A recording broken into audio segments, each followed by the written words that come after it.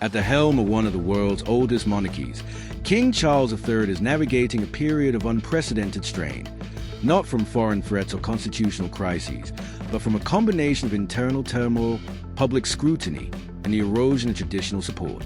What once might have been dismissed as routine challenges of leadership now appears, to some observers, as sustained and multifaceted challenge that has even led commentators to speculate that the king is working himself into an early grave.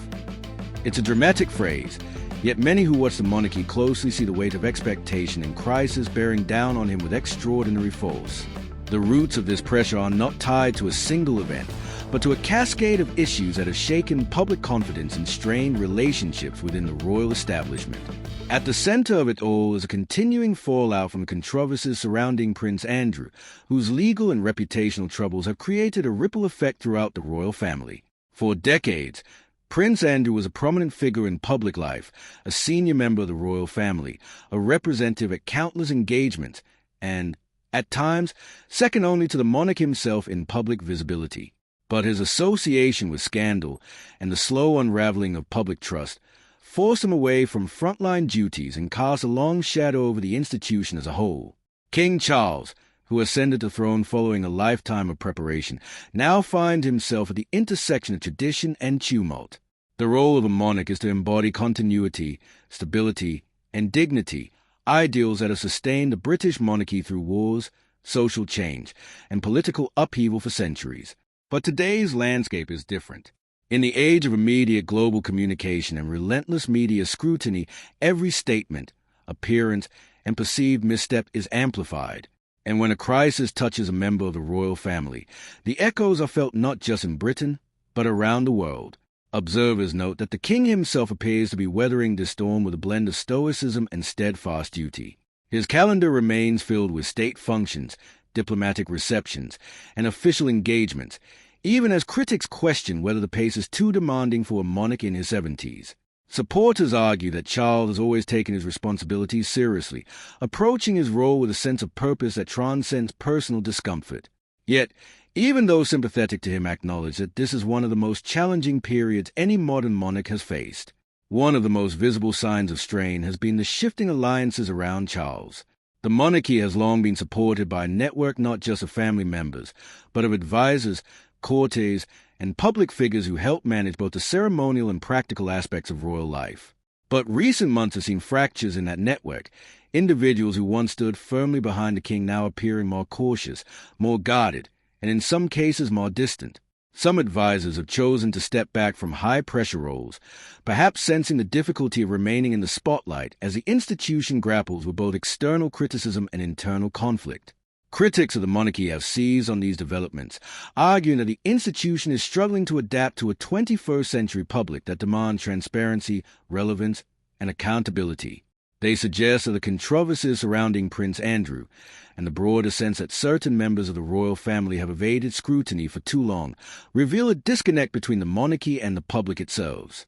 In their view, King Charles's challenges are not merely personal but institutional, emblematic of a broader struggle over how the monarchy should evolve in a rapidly changing world. Yet defenders of the king point out that this very moment offers an opportunity for renewal.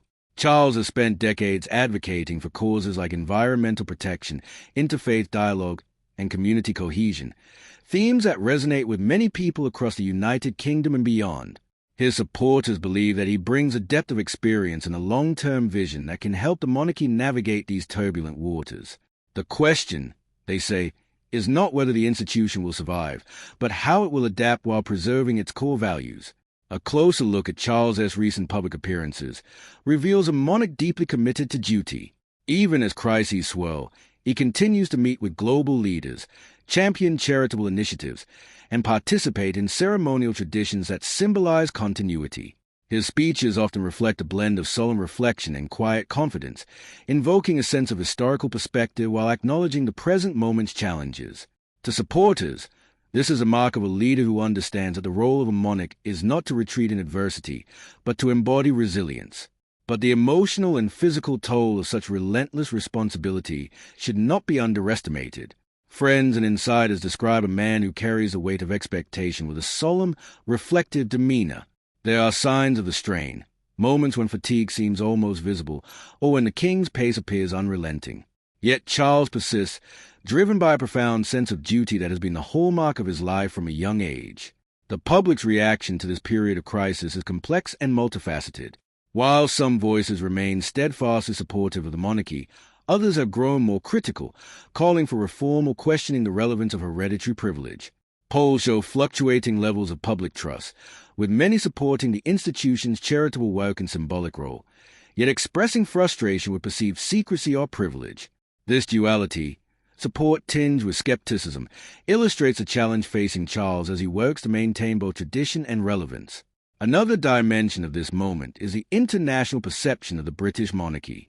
Around the world, media outlets and public commentators have weighed in on the struggles facing the royal family. In some cases, the monarchy's difficulties have been viewed as a cautionary tale about the limits of inherited authority in modern democracies. In others, the institution is admired for its perseverance, its charitable contributions, and its ability to provide a sense of national identity and continuity. Throughout all of this, King Charles has continued to prioritize his official functions with unwavering commitment. State dinners, investitures, official tours, these are not mere ceremonial formalities for him. Rather, they represent the backbone of what it means to serve as a constitutional monarch in a modern era. They are opportunities to connect with citizens, to reinforce national unity, and to uphold traditions that span centuries. Yet in private moments, the ones we rarely see, there's undoubtedly reflection, assessment, and adaptation.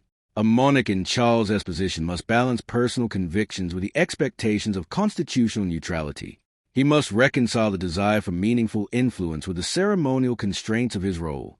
He must lead while ensuring that the institution itself remains a symbol of continuity for future generations. Some royal analysts argue that this period will ultimately define Charles' legacy.